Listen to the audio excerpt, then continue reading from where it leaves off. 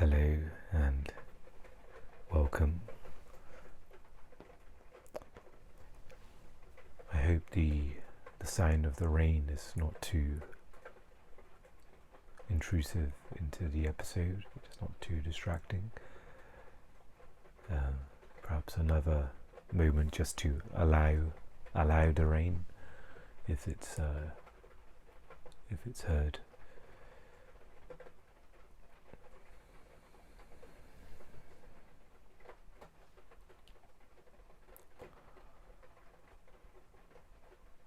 So it's been a challenging week for me in regards to mental health, where there was effort made, there was action taken to get some help for my mental health, to get some support, and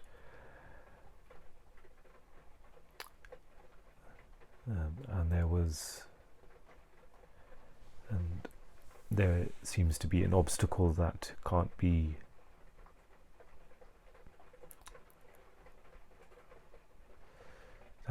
overcome. So there's been the intention to accept that in this moment that this option is not possible,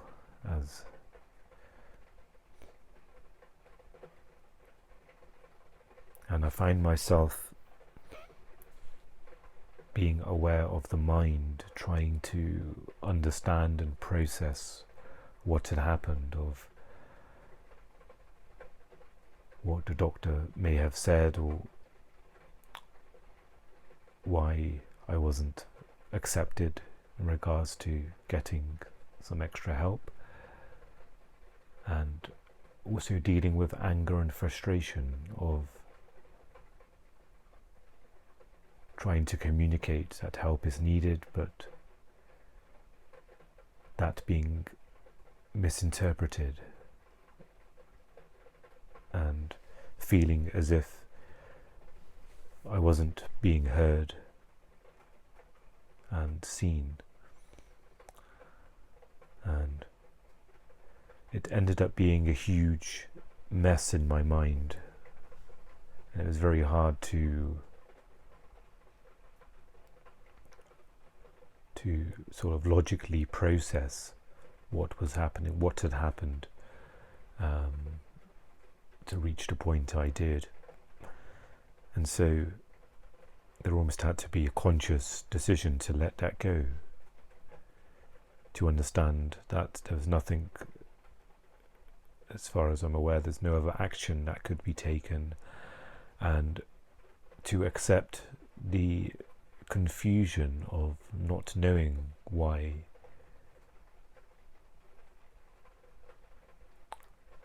In that time I remembered Eckhart's words that you can always take a step back and accept even the unacceptable. You can, something that you're resisting, can't accept, okay, then you can accept the unacceptable. You can accept the refusal, the resistance. So you can always take a step back and accept whatever is currently happening, even the unacceptable. And as the days have gone, hours have gone, the intensity of that mental formation of trying to analyze and remember, and to try and guess and gauge what this person said and what was communicated between this person and this organization, and all of that.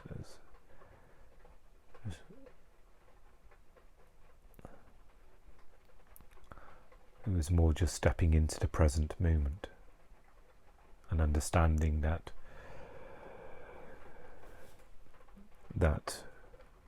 all of my focus and attention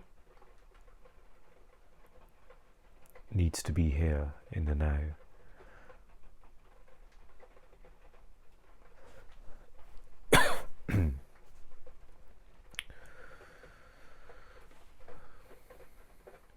And so it made it clear that in order for me to try and cope with my mental health, then this is the only way, this is the only option available to me. Simply to be in the present moment. And it can sound so empty and overly simple to the mind. To the mind it seems ludicrous that there's all of this mental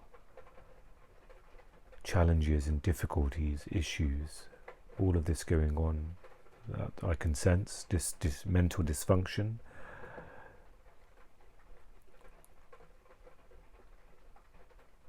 But it cannot understand the healing and the medicinal values of living in the present moment.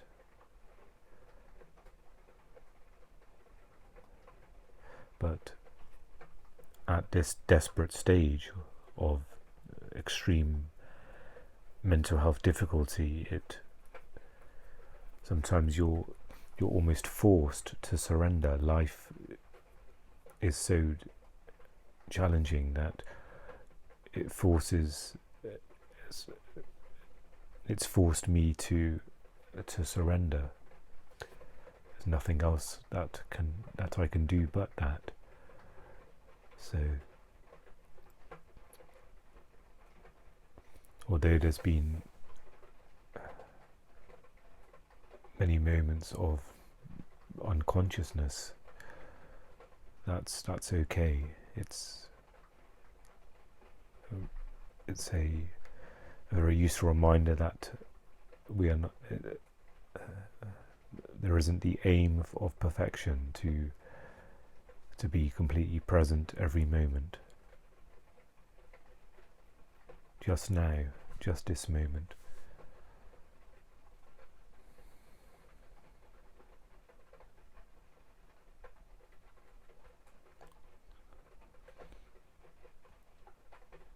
And at times there was noticing that there wasn't the desire to be present, there wasn't the motivation to be present, there was the thought of wanting to give up, just to let everything go and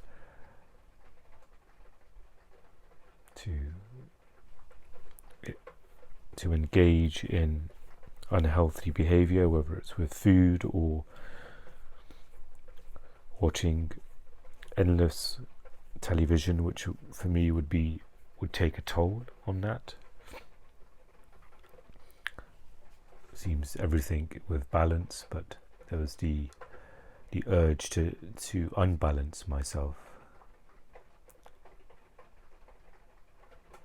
So it seemed to be a pattern, a mental pattern there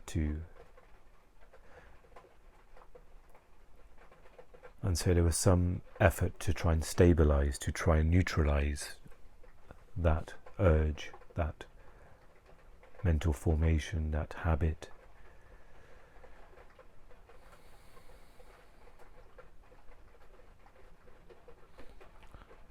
So I wasn't able to be completely present, but I also wasn't completely unconscious. So that was something.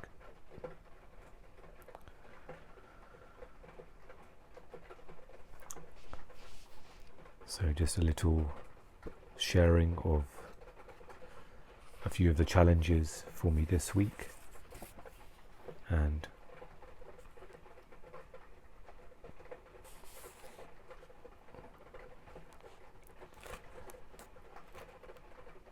diving back into a new earth. So we've reached a passage titled Right Action.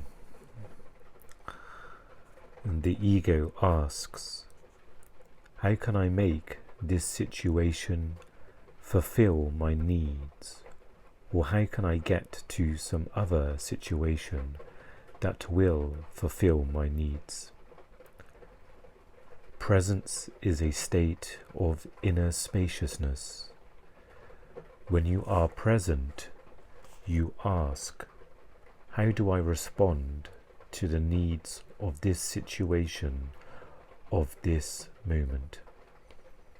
In fact, you don't even need to ask the question. You are still, alert, open to what is. You bring a new dimension into the situation, space. Then you look and you listen. Thus you become one with the situation. When instead of reacting against a situation, you merge with it, the solution arises out of the situation itself. Actually, it is not you, the person who is looking and listening, but the alert stillness itself. Then, if action is possible or necessary, you take action, or rather, right action happens through you. Right action is action that is appropriate to the whole. When the action is accomplished, the alert, spacious stillness remains. There is nobody who raises his arms in a gesture of triumph, shouting a defiant, "Yeah." There is no one who says, "Look, I did that." All creativity comes out of inner spaciousness. Once the creation has happened and something has come into form, you have to be vigilant so that the notion of me or mine does not arise. If you take credit for what you accomplished, the ego has returned and the spaciousness has become obscured. And the following passage is titled, Perceiving Without Naming. Most people are only peripherally aware of the world that surrounds them, especially if their surroundings are familiar. The voice in the head absorbs the greater part of their attention. Some people feel more alive when they travel and visit unfamiliar places or foreign countries, because at those times, sense perception, experiencing, takes up more of their consciousness than thinking, and they become more present.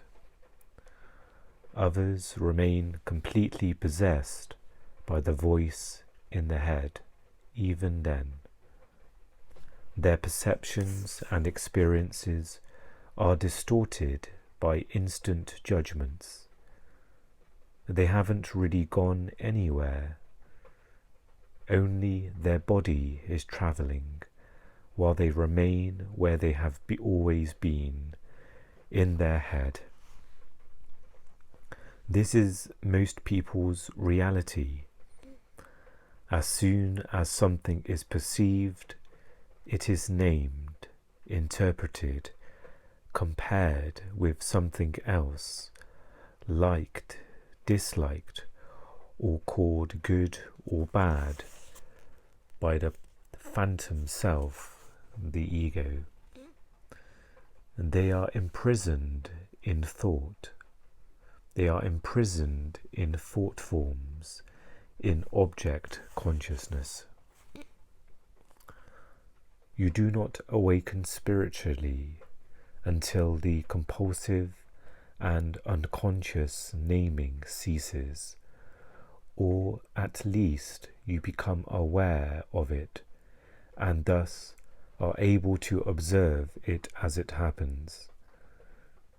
It is through this constant naming that the ego remains in place as the unobserved mind. Whenever it ceases, and even when you just become aware of it, there is inner space, and you are not possessed by the mind anymore. Choose an object close to you, a pen, a chair, a cup, a plant, and explore it visually. That is to say, look at it with great interest, almost curiosity. Avoid any objects with strong personal associations that remind you of the past, such as where you bought it, who gave it to you, and so on.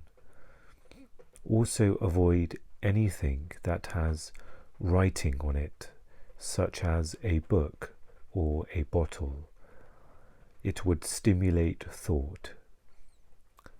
Without straining, relaxed but alert, give your complete attention to the object, every detail of it. If thoughts arise, don't get involved in them. It is not the thoughts you are interested in, but the act of perception itself. Can you take the thinking out of the perceiving? Can you look without the voice in your head, commenting, drawing conclusions, comparing, or trying to figure something out? After a couple of minutes or so, let your gaze wander around the room or wherever you are, your alert attention lighting up each thing that it rests upon. Then listen to any sounds that may be present. Listen to them in the same way as you looked at the things around you. Some sounds may be natural, water, wind, birds, while others are man-made. Some may be pleasant, others unpleasant. However, don't differentiate between good and bad. Allow each sound to be as it is, without interpretation. Here too, relaxed but alert attention is the key. When you look and listen in this way, you may become aware of a subtle and at first perhaps hardly noticeable sense of calm. Some people feel it as a stillness in the background. Others call it peace. When consciousness is no longer totally absorbed by thinking, some of it remains in its formless, unconditioned, original state. This is inner space.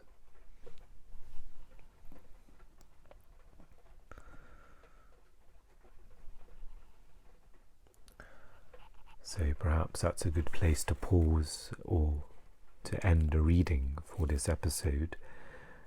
And for those of you, some may have paused during that time to do the exercise, but if you haven't, perhaps as this episode closes, there is an opportunity to carry out this exercise as well. And perhaps I can summarize it briefly as we end. So to choose an object close to you, to avoid anything that will stimulate thought, such as anything that has writing or any personal associations.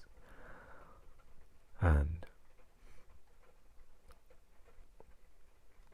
as you take in the object with your sense perceptions, with your awareness, with every detail of it, if any thoughts arise, to not get involved in them, that you are interested in only the act of perception itself. And Eckhart asks the question, can you take the thinking out of the perceiving? Can you look without the voice in your head? And so Eckhart instructs, after a couple of minutes resting your awareness on this object, to let your gaze wander around the room, wherever you are, to allow your alert attention to light up each thing that it rests upon. So we start with focusing our attention, gathering it with the simplicity of an impersonal object, and now we expand.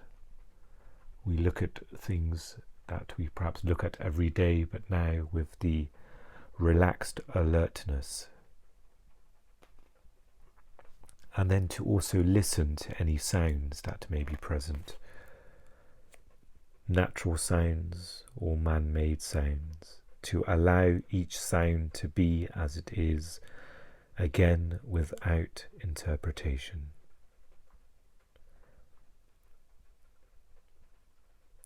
And finally, Eckhart says, when you look and listen in this way, there may be a subtle noticing of a sense of calm.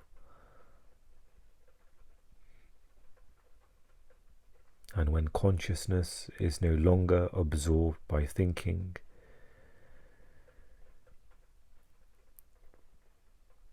where some of it remains in formless, unconditioned original state, that this is the inner space Eckhart alludes to.